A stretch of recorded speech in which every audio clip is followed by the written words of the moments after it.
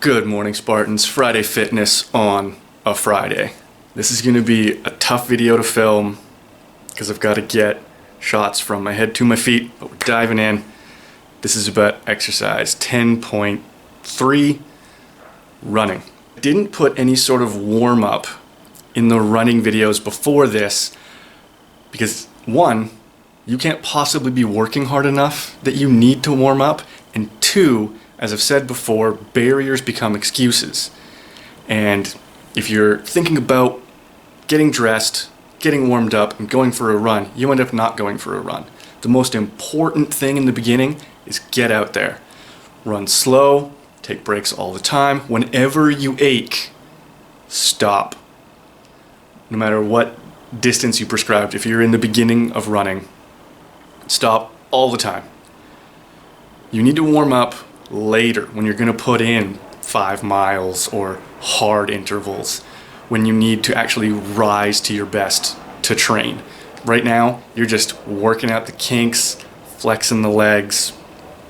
A warm-up isn't going to make all that much difference. You need to just get out there in the sunlight or on the treadmill, get the endorphins moving, and build the good habit. But at some point, you are going to have to warm up and do other exercises to aid your running. And we're going to cover 2 of those today. Okay, now, in all these things, even if you can't see my upper body, I don't know how to get the right height here. Even when you can't see my upper body, remember that I'm doing hero chest.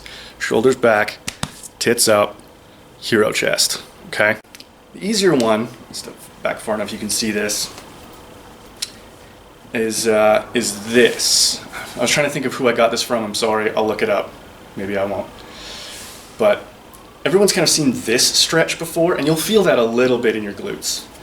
But it helps a lot if you do it like this. Now what matters here is you're not torquing your knee. Don't actually pull this with any force whatsoever. Just guide it out, and you'll feel this activate your whole glute. Like the level of tension is noticeably different from this to this. And so doing a few of these before you run is a great idea. Also, doing them dynamically, like quick switches before you run, good. After you run, do them as a hold. Dynamic before running, static after. Point 2, this is the harder one to film. I want you to look at my hips as I do this, and then I'm going to film my feet as I do it. So if you just abduct your legs, your hip, you can actually get really far out to the side, going straight out. And if you put your hand on your butt, you'll notice your butt doesn't actually tense that much when you do that. You need to be getting your butt involved when you're running. What you want to do is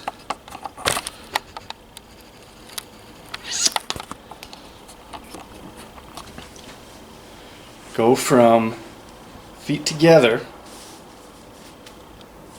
tight hips, tight chest, put one toe to one heel, still stand up super straight, and then go out. And you will notice you have a lot less range of motion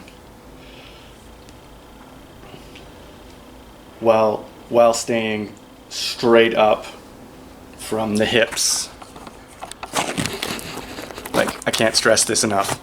Straight at the hips and straight at the chest, and then just back at the leg